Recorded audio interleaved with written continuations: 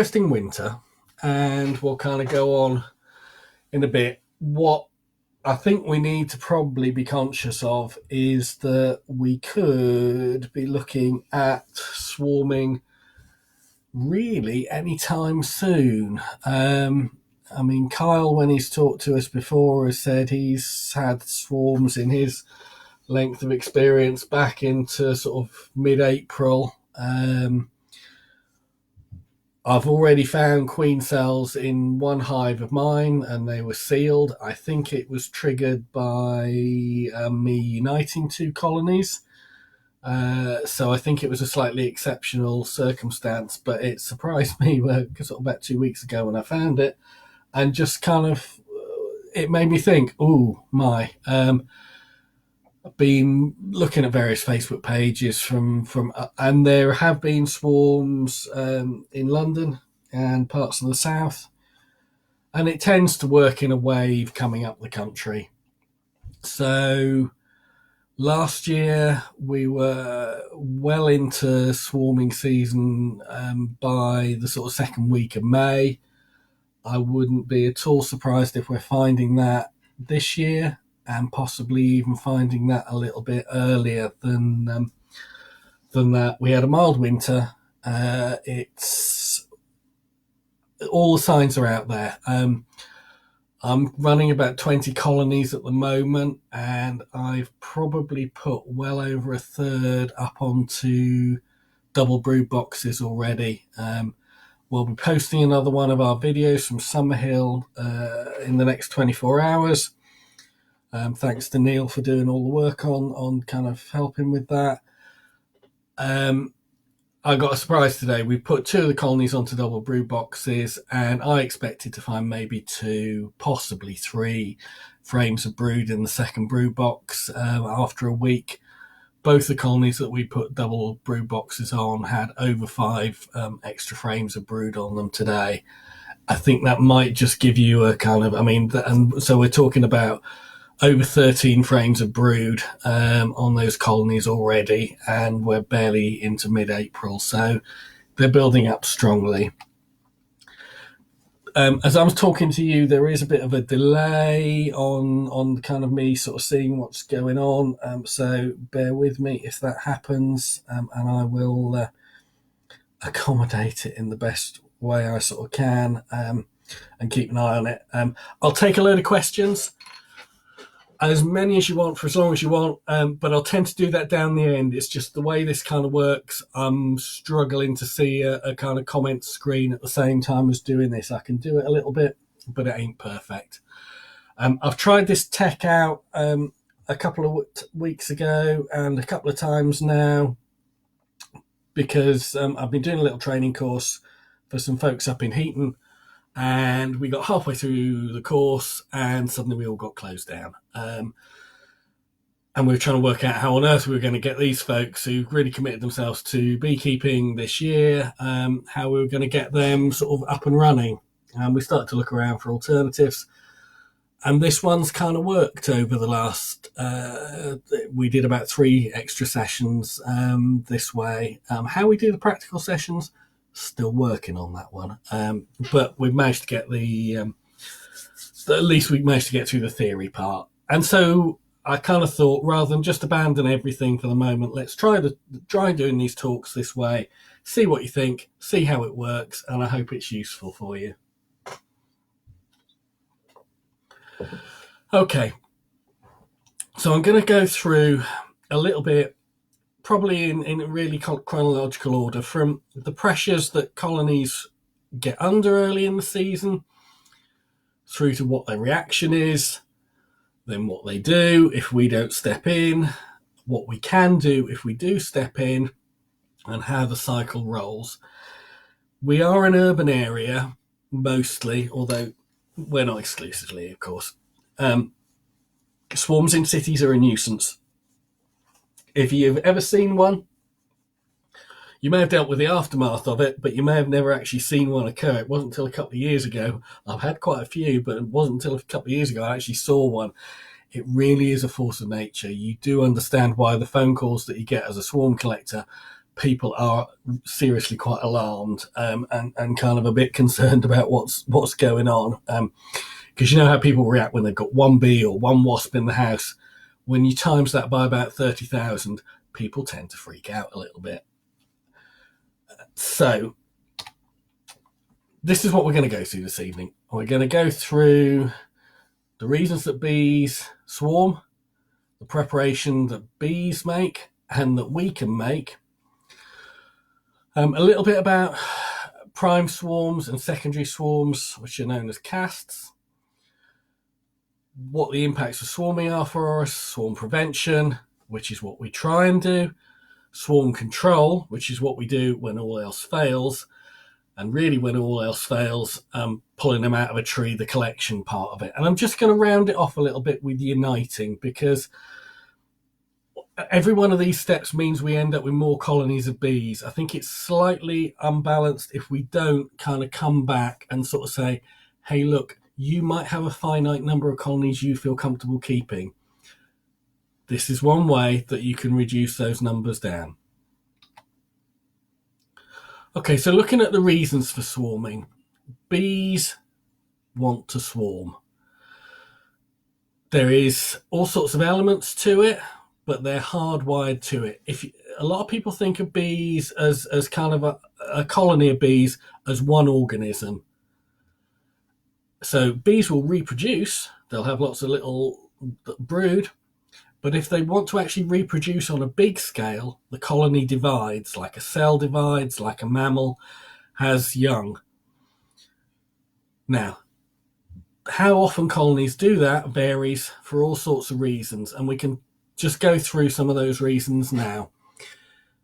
The season is probably the critical time, and how the winter before has been, how strong the colonies are doing, what's the weather like, is there a nectar flow? Bees aren't stupid. They're not going to come outside and have a good go at having successfully swarming if the weather's terrible, they've no stores, it's been a rough winter and the colony's too small. So they wait, they choose their moment, and they actively choose their moment. Things that we can watch out for that are triggers: is the colony too crowded? As I sort of said a minute ago, I've been looking at colonies and I've already got a third of my colonies on double brood boxes, so 2 brood boxes before you get to the queen excluder. That I didn't used to do when I was a newer beekeeper, and I think it's probably the biggest mistake I made. I thought a national brood box would probably be big enough, and anyway, I didn't have much kit. And I learned the hard way that actually you can give them a half, you can give them a super, but sometimes it's just best to give them 2 brood boxes if it's a big, strong colony. If the colony gets too crowded, the queen substance, which keeps the colony loyal, it can't get distributed around the crowded boxes as well. So the bees get itchy feet and they start to kind of make queen cups, and then they start to kind of get their mindset into swarming. Similarly, if a queen's getting old, many people would suggest in her 3rd year or older, then you've got an issue with the queen's substance. It declines with age. And if her queen substance is weaker, the same happens. The bees get discontent and they start thinking about raising another queen. So they'll start building queen cups. They'll start maybe putting eggs in them, and that whole cycle will start. Genetics is an element. There are some subspecies of bees that are way more swarmy than others, and there are some strains of bees that are just more swarmy than others. It tends to be a trait that's hard to breed out because the swarmy colonies are the ones that there's lots of. And there tends to be the ones that people will give you, or if you pick up a swarm, they're the ones you keep, and they've got maybe a bit of a swarmy trait. So it's a bit of a vicious circle there. I suspect a lot of the bees around here are probably quite swarmy. Certainly mine feel that way most years. There are some more temporary reasons, some more specific reasons why bees will kind of swarm. Often it's not actually a swarm, it's absconding, because they can leave but not leave any queen cells behind, which is odd, but I have seen it on occasion. The occasion I found it was I had some bees on a roof, there was no shade, it was really hot one summer, temperatures mid-20s and above, they were obviously struggling to kind of keep the heat right in the colony, and they want to keep that almost a perfect 34 degrees. So basically half of them just bugged out and left. No queen cells. I picked the swarm up out of a tree. That was that slide at the very beginning. But there was no kind of classic swarm kind of reason for it. And there's probably not a lot I could have done to predict it because you didn't get the warning signs. If you get bad disease or varroa as a pest in a colony, the colony again can abscond because it knows it's doomed. Starvation can trigger a similar kind of absconding as a desperate last attempt to survive. So why do we care about swarming? This is where maybe it comes a little bit of a tension between natural beekeepers and traditional beekeepers, is that why do we want to control it? It's a natural event. Is it really important that we do? I would tend to argue that in urban areas there is an issue with it kind of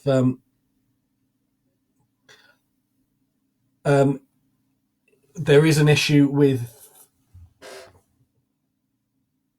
the nuisance it can cause. As I say, it can be very scary to people. 30,000 bees flying around is a big black noisy tornado, and it is sort of a worry to a lot of people, and they kind of they get a bit freaked out by it. So if we try and do what we can to minimize it, if you keep bees in an area like an allotment or your garden or something like that, neighbours or whatever will be patient the first couple of times you get a swarm. But if it keeps happening year after year, you might find their patience wearing a little bit thin. So you do what you can. No one is ever going to get perfect swarm control, but you can make serious efforts towards it. And you do have to be aware that for some people a sting is a serious health event, so you need to be kind of cautious.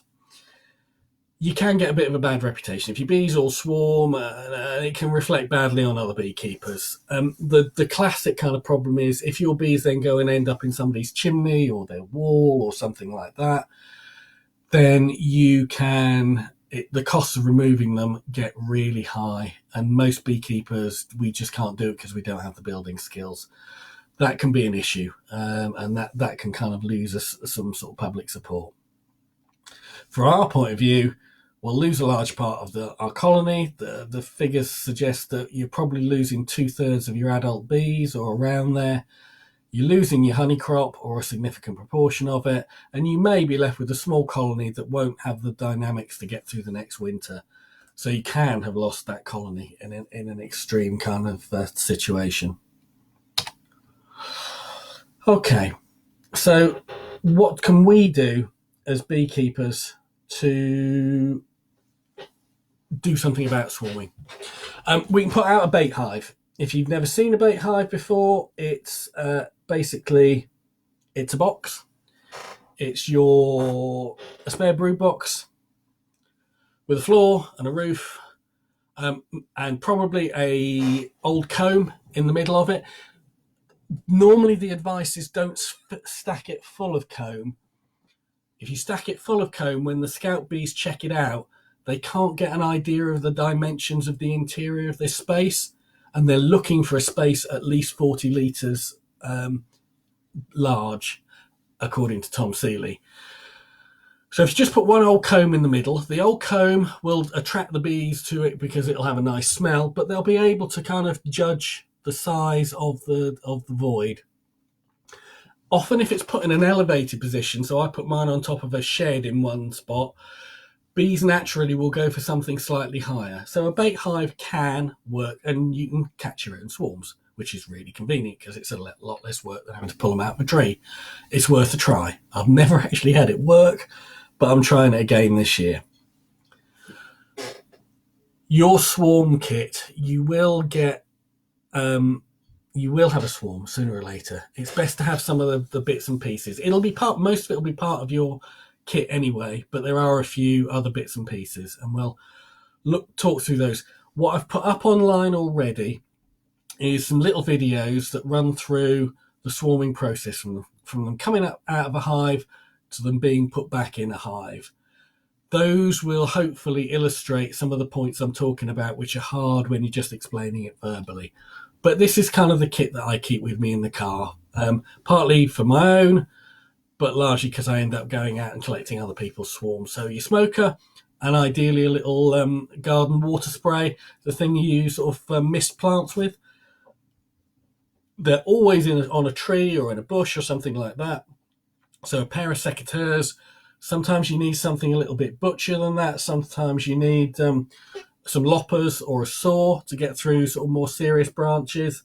Again, if you're going to be chopping someone's tree apart, do have a word with the householder first, because you don't want to be kind of getting them on the wrong side of you. They want the swarm gone, but just have a conversation that you need to kind of do some work on the tree. You may need some steps or a ladder, but please, please, please, if you're working on your own and you're working on at heights and you've got boxes and stuff in your hands, just be really careful. Your insurance won't really cover you above 9 foot 3 meters. So again, just watch what you're doing. Just if they're 30 foot up a tree, etc., work out whether it's actually appropriate for you to take the risk to try and catch them. Some sort of box to hold the swarm in. It can be a cardboard box, it can be anything. I've found that some of those Corex nukes are actually quite handy. It can be anything, however simple it is. A little block of wood, so that when you got the bees in that box and you turn the box off and upside down, you can make an entrance just by chocking a piece of wood under a corner of the box, just so it lifts it up on the ground.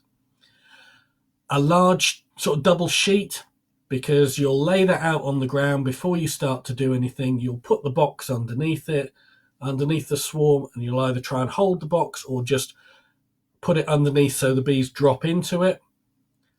A bee brush is helpful, just to brush. The bees aren't always on a bush. Sometimes they can be on a flat surface, and to brush them into the box can be helpful. If you're in a public area, some barrier tape or something like that. The public are slightly daft when it comes to these sorts of things. And even though you're standing there in a bee suit and there's bees flying all around, they'll walk straight down the pavement past you. Sometimes it's just best just to tape off the area you're working in. You will also need somewhere to put those bees once you've kind of temporarily collected them. Ideally, that's going to be a nuke box, or ideally a brood box if it's a significant size of swarm, and all the little bits and pieces you need to go with it, especially kind of things like a feeder. You don't maybe want to feed a swarm initially, let it live on its own resources, but after 48 hours you can start feeding it, and that's for disease control.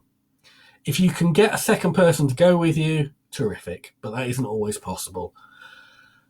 If you've never done one before, it is going to happen to you. Have a little bit of a plan before it does, because when it does happen and somebody calls you or it happens in your garden, and you want to have a little bit of an idea what you're going to do. Try not to be taken by surprise by it. Okay, so the preparations for swarming from the bees' point of view. In the picture, hopefully you'll see a little queen cup. Looks like an upturned acorn cup, about that sort of size. You'll see lots of those this time of the season. I'm seeing in some colonies up to sort of half a dozen or more of those. When you look inside it, there'll be nothing there. It'll just be wax. There's no egg. There's no royal jelly. It's very common. They're called play cups. Bees just mess around. They're having a little bit of a mess with you, having a think about it, but it doesn't mean that it's all going one way. The next step, and I'm sorry this picture could be clearer, but it's the best one I could find. In the cup, there's an egg. Eggs are hard enough to see at the best of times, but they look like a small, very small grain of rice. Now, to see the egg in there isn't a definitive sign that this colony is going to swarm, but it is putting you on amber alert. It is suggesting to you that something's going to happen, maybe not soon, because very often they'll remove those eggs and just carry on. But it is an extended warning to you that we could start messing around seriously soon. So if you see those, take it seriously. So when you see queen cups, check them out, see what's in them. If you're seeing eggs in them, get your preparations one stage more ready. Okay, the next step is that you look in and you see the queen cups.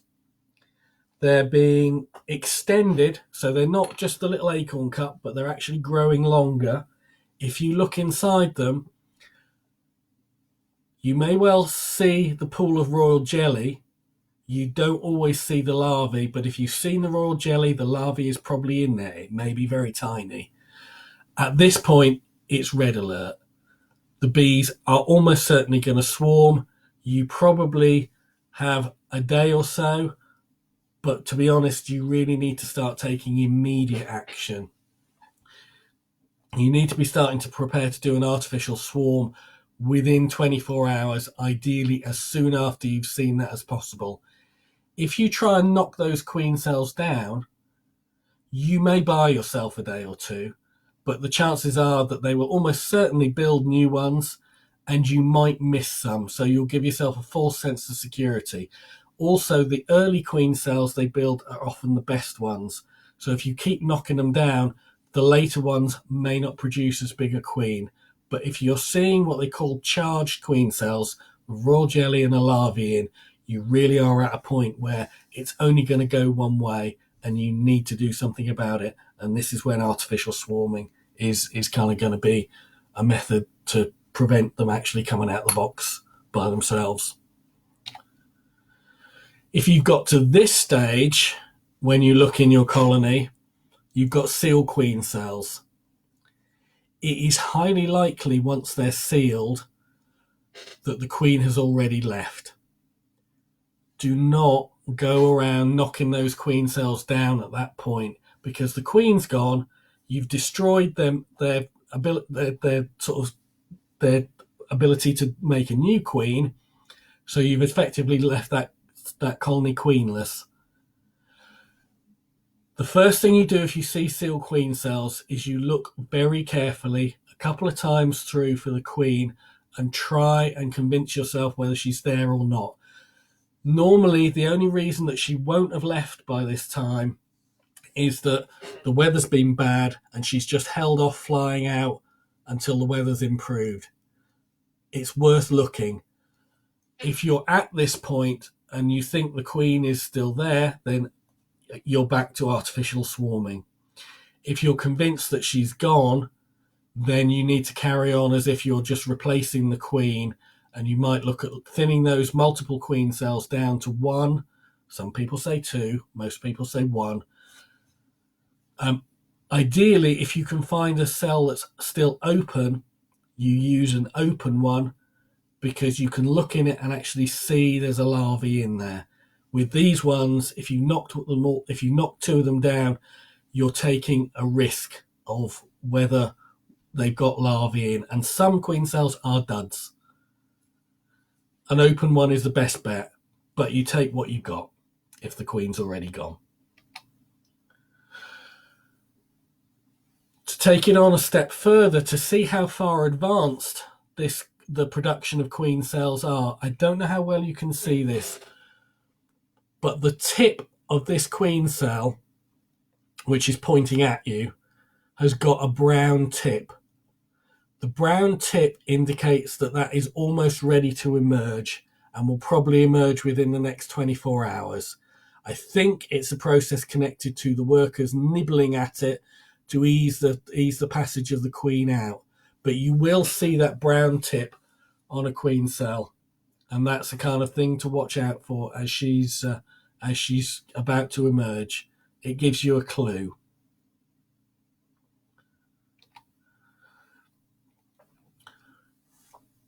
If you see, going on another step, the queen cell open with the tip of it flapped open, the queen has almost certainly recently emerged. So you probably have a virgin queen in your colony now.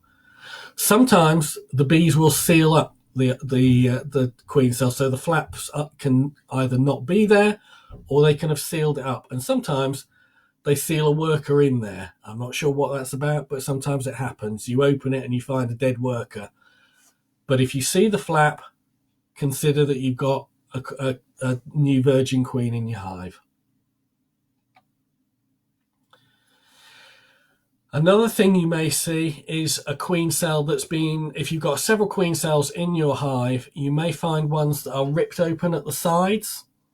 If you see that, it's very likely that the first queen that emerged has gone round and has stabbed through the side of a cell to kill the queen inside. And subsequently, the workers rip open that cell to remove the dead queen larvae from it. So if you're seeing that, again, it could be a clue that there's a live virgin queen in there and she's dealt with the opposition. The other thing you can sometimes hear is if there's more than one queen, you can hear this process of what they call piping and quacking, which is the queens kind of issuing threats to each other, sometimes from still within the cells. They're working out who's around and what the opposition is.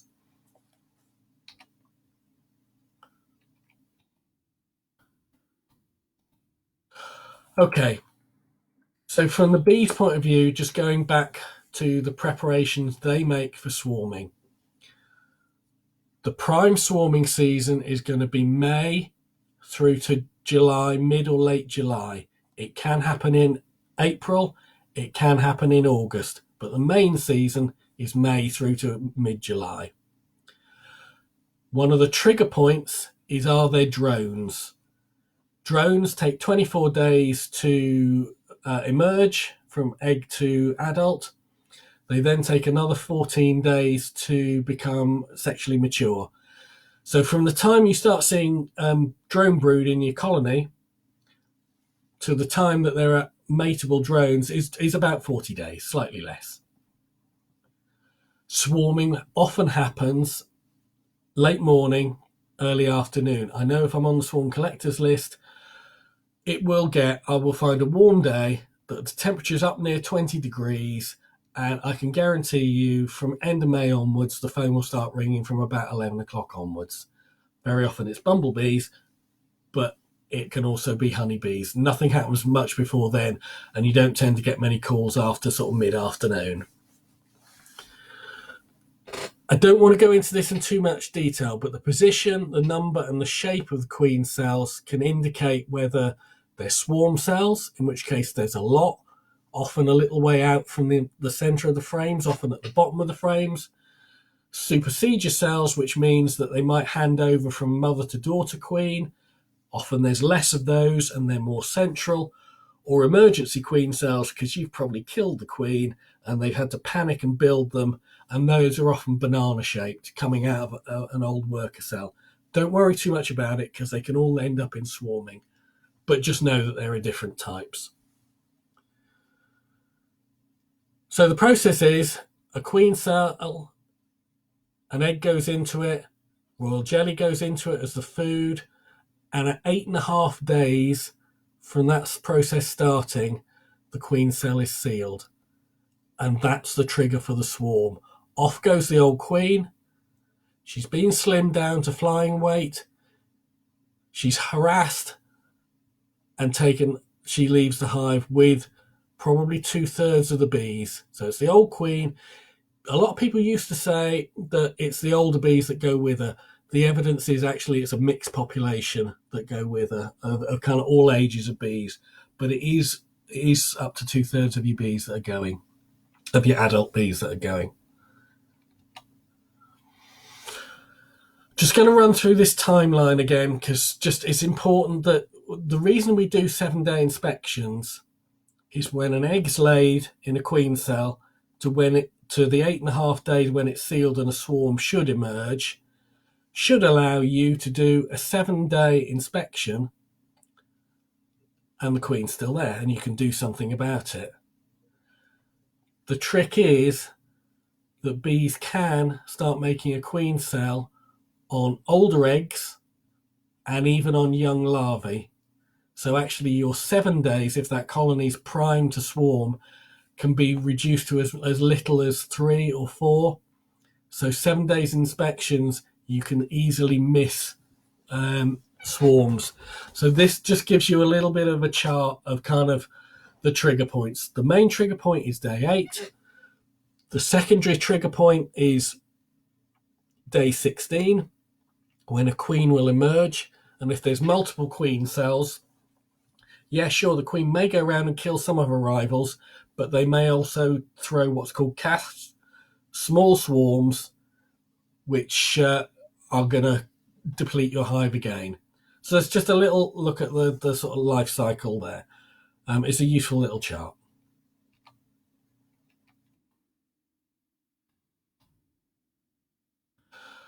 Okay, so the first, the swarm that leaves with the old queen is called the prime swarm. We've talked about how many bees leave with her, and it's a mix of all ages. Casts are when virgin queens hatch out, and if they sense rivals in the hive, they may fight, but they may also leave with a group of workers. Casts can be really small. Casts can be as small as your fist or smaller. They can be a pathetic quantity of bees. How they think they're going to survive, I have no idea, but they still do it. And if you get lots of those, your colony just loses strength and loses strength and loses strength. So the parent colony is not viable, the casts aren't viable, and it can all go horribly wrong, and you can lose your colony. The size of swarms can be quite staggeringly large at some time, because you are talking about a lot of bees, and they can be heavy as well.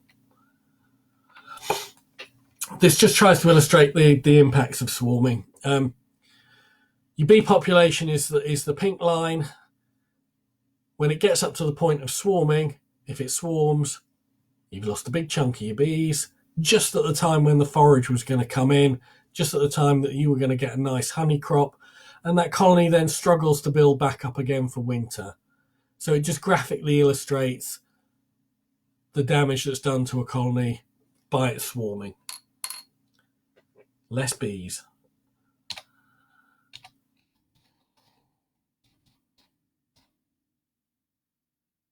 Okay, we're going to talk now a bit about swarm prevention.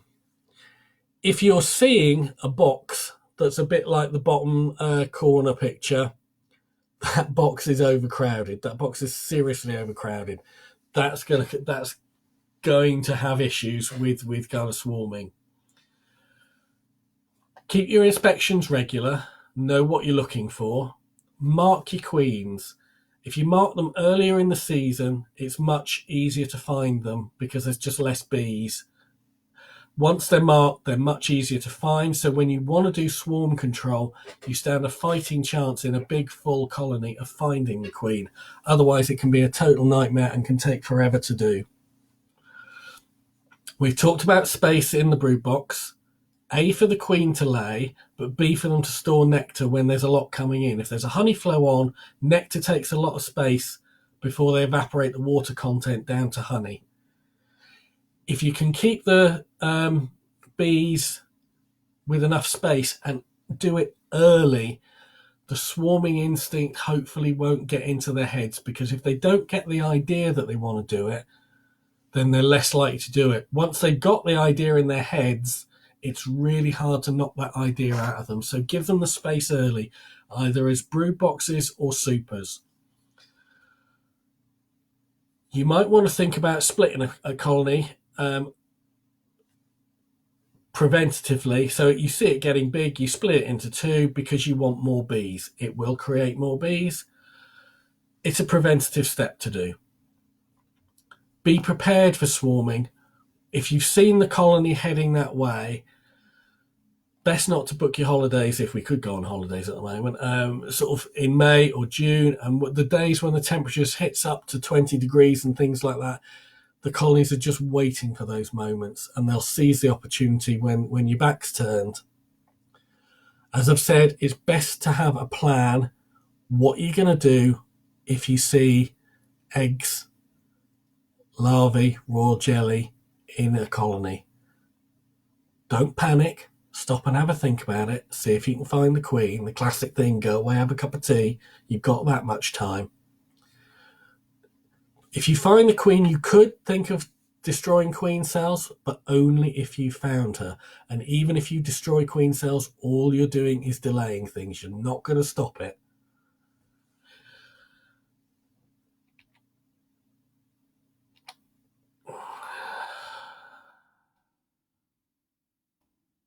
So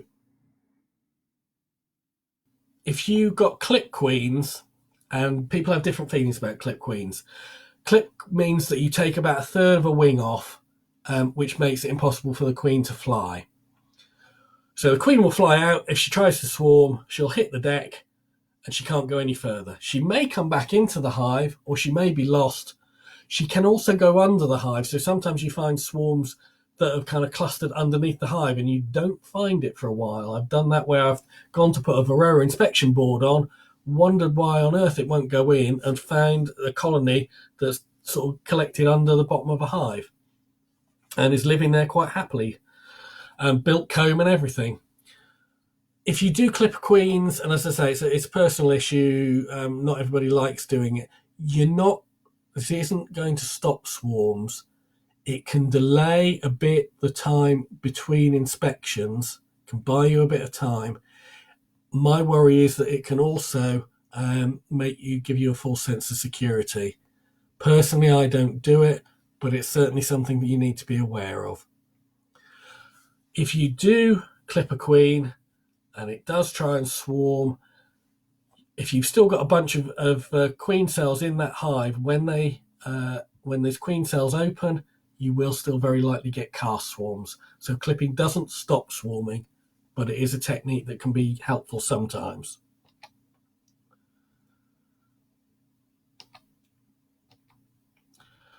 Okay, so when people describe swarming, there are three elements, and what you're trying to do when you control it is split those elements apart. So a colony is made up of the queen, the older flying bees, and the younger nurse bees and the brood.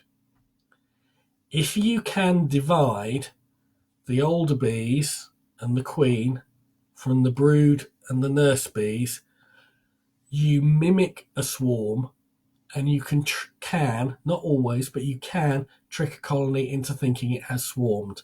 And this is the principle of artificial swarming. You break the triangle of queen, flying bees, brood, and nurse bees by taking out the first two normally, so it can't swarm. You could just take the queen out, but I'm not going to go there at this point in time. Normally in artificial swarming, you take out the queen and the flying bees, and you leave the brood and the nurse bees behind. And that's the principle behind Demery, Pagden, Snellgrove, a lot of the artificial swarming techniques, which we'll come on to an extent. I've posted, again, another couple of little videos up about artificial swarming and the Pagden method. Have a look at them. It's a very hard thing to read a description of. It's quite an easy thing to watch a video of. But when you come to do it, you need it kind of fixed in your head. So I kind of, even now, kind of just watch a little video at the beginning of a swarming season, just think, oh, yeah, okay, of course I know how to do that. But if you don't know it, get it fixed in your mind. Because when you come to have to do it, you're going to be under a bit of pressure, you're going to be a little bit stressed, and you're going to be kind of not maybe having your finest moment as a beekeeper. You need it to be automatic. You don't need to have to sort of be thinking about it too hard then. So the methods of which there are many, I mentioned a few. Try Pagden. It's probably one of the easiest. It's probably one of the most successful. It's probably one of the most taught ones. If you want to deviate from that, go for it. But you know what? If you just want to default back to one method that definitely will work, try Pagden. If you can never find your queens, I'm not going to go through it this evening, it would take too long, but there is a method of doing swarm control without finding queens. And in April's BBKA news, there's quite a good article on it, so maybe have a look at that one. This is one of the better visual graphics of doing a Pagden. As I say, for my brain, reading a description or reading this graphic doesn't work for me.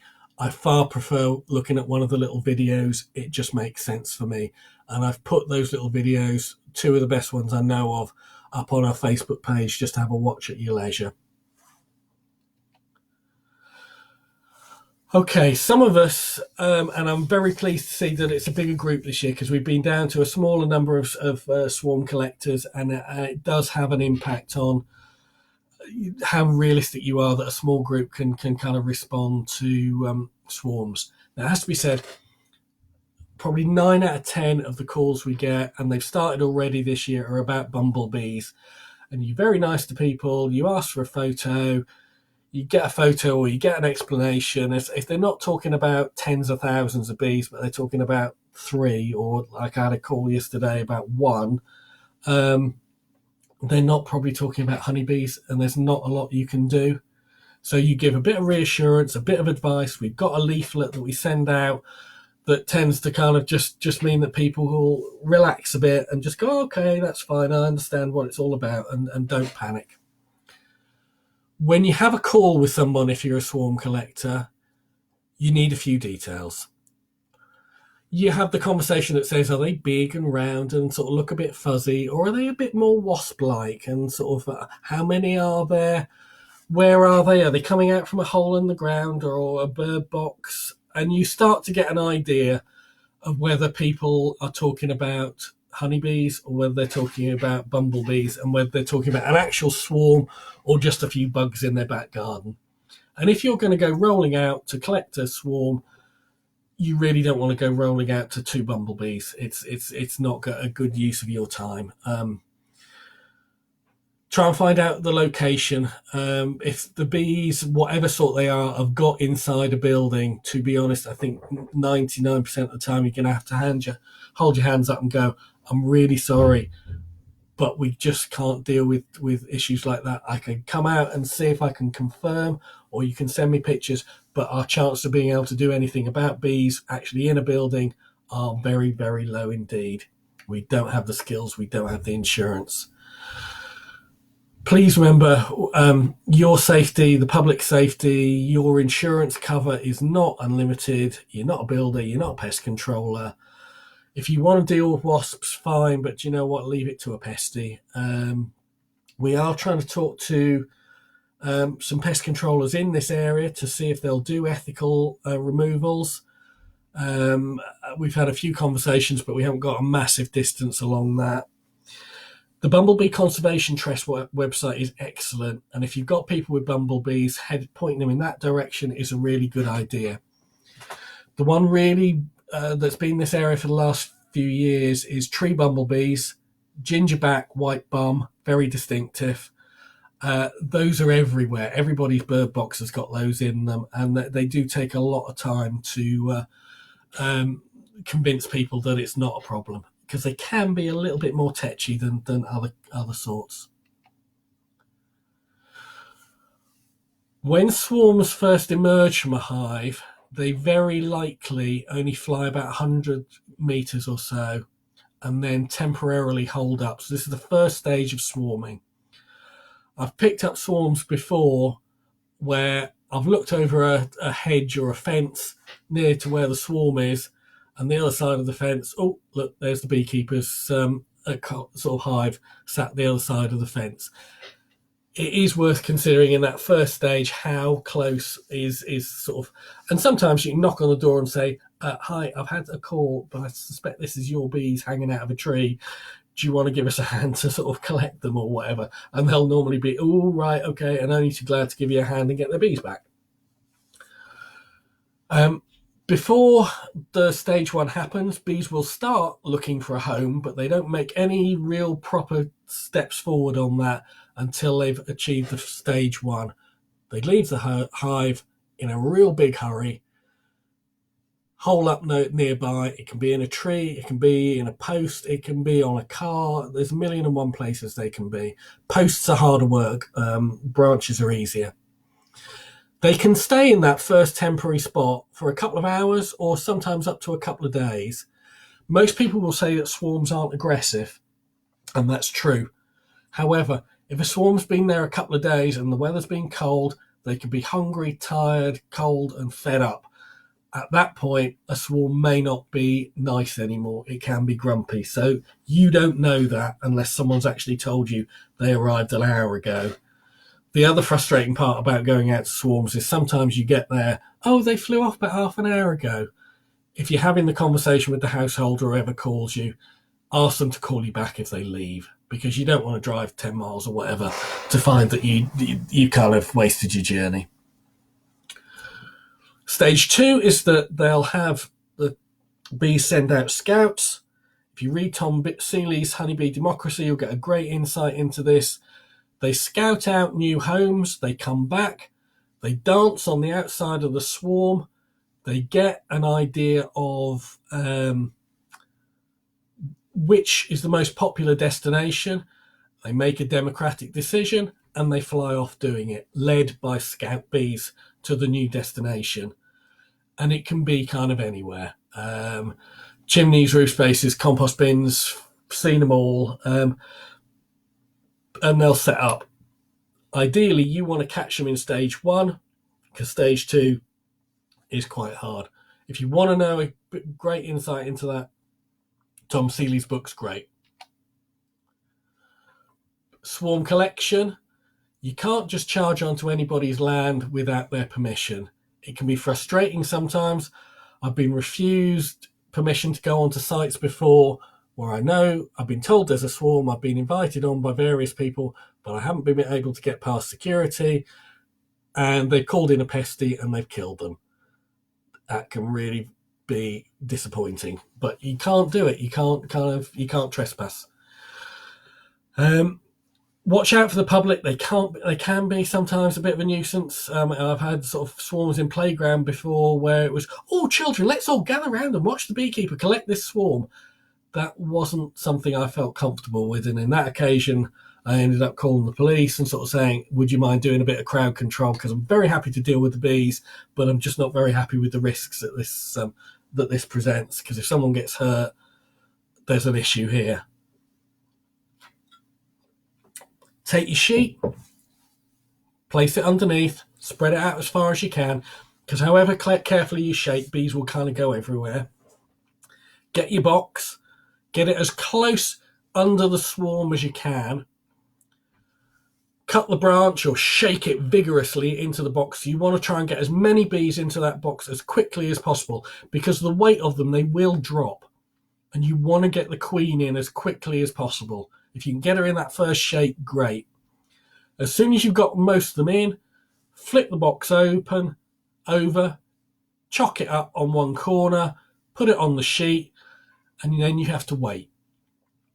If the bees increasingly start going into the box, and you'll see the bees fanning their Nasonov gland, the gland on the very tip of their abdomen, you've got a pretty good idea that the queen's in there, and they're saying, follow me in here. Yeah, this is where we're gathering. If they all come back out again and go up on the branch, then you have to start from the beginning again. If you take that box away within half an hour or so, you're going to have left an awful lot of bees behind, and that hasn't really solved the nuisance issue. Ideally, you leave that box there until evening time, when all the bees have gone in. You wrap it in the sheet, and then you transport it away. But leave it as late as you can. It's often criticised that beekeepers come, drop it in the box, stick the box in the back of the car and run. And then there's thousands of bees that are out scouting or are just lost, still hanging around the area. And another beekeeper gets called out and has to try and do a mop up. So try and leave them there. It's not always possible, but if you possibly can, leave them until evening. When you hive a swarm, and again, there's some little videos of that, there's two ways of doing it. You can put a sheet out on a slope, like a crown board or something like that.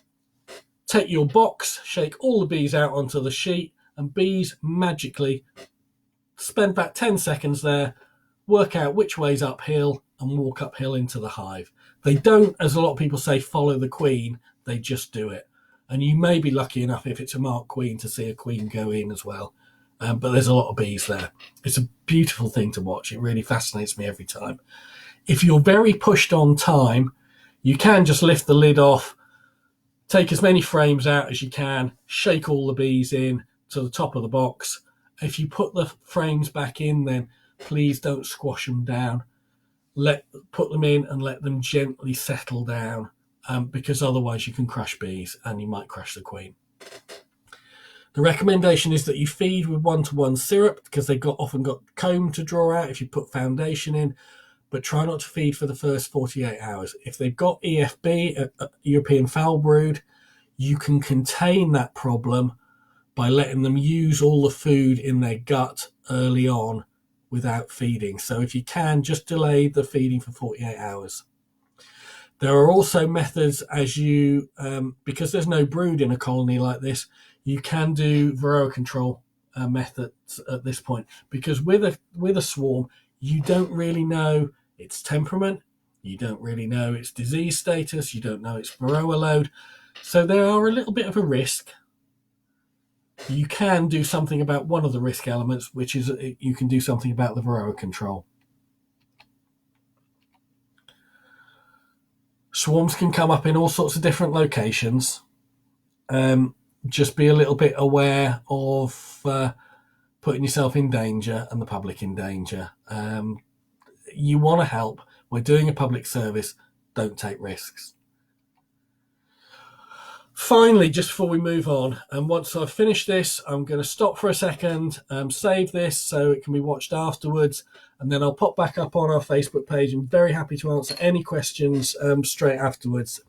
It can sometimes get a little bit tricky, because obviously you can't put your hands up or see who's talking. So I will get round to answering anything I can as quickly as I can. But if you're hanging on for a minute, apologies. It's just slightly odd to do virtually question and answer.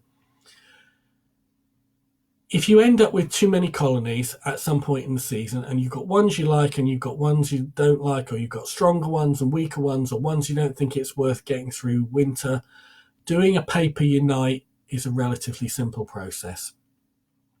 Essentially, you get your 2 brood boxes.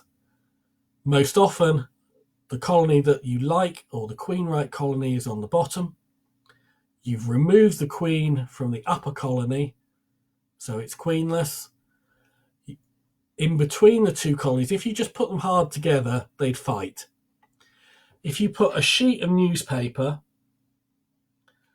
and weigh that sheet down with a queen excluder to stop it blowing away, that's the only real reason it's there, the colonies will chew through the newspaper slowly, will combine over a period of time, over a day or so, and they tend not to fight.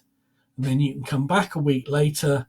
Any brood in the upper box, you can move to the lower box. You make a decision on whether you leave the upper box as a super or whatever, but the colonies join and you've reduced your number of colonies. Has to be said, you need to know that the top colony that you're uniting to isn't diseased, because you don't want to introduce disease onto a good colony. And if you've got 2 really rubbish colonies, putting them together isn't going to make one very strong colony. It's going to make a kind of a 2 weak colonies with a few more bees in one box. But it is controlling your numbers, especially if you've had swarms or you've had to do a lot of artificial swarming, you're running out of equipment, you've got more bees than you've got time or kit for. Uniting is a useful part of the process. As I say, I'm going to drop off now just for a moment while I save this clip, and then I'll be back on for questions in just a moment. Back with you shortly.